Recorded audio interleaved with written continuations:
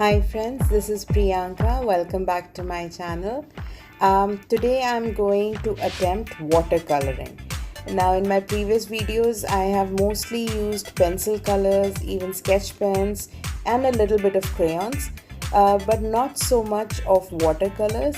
For my first painting I decided to go with what you see on the screen. If I have to explain it, it would be just a sunset actually, but I kind of like the layering because it's all about details. I mean, it's all about different kind of colors coming together to make the impression as you see on paper.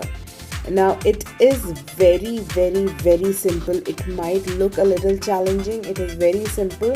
The only thing is it is a little tedious. I mean, I had to go so many times back and forth to get those colors again and fill up all the white spaces. To me, the trick is obviously, as you see, the small white line that is left behind between the two colors.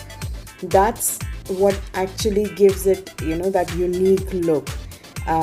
But the most challenging part for this painting is it takes long.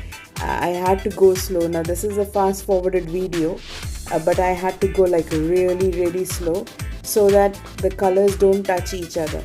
So if you're gonna attempt doing this, please follow what I'm doing at the bottom half of the page.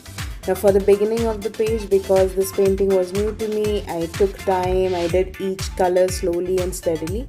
However, for the bottom half, I was a little faster, I would say, because I got the trick that, okay, first you need to just make bigger dashes of the color, then fill up as much as white space as you can with bigger dashes, and then go and slowly fill up the thin lines in between.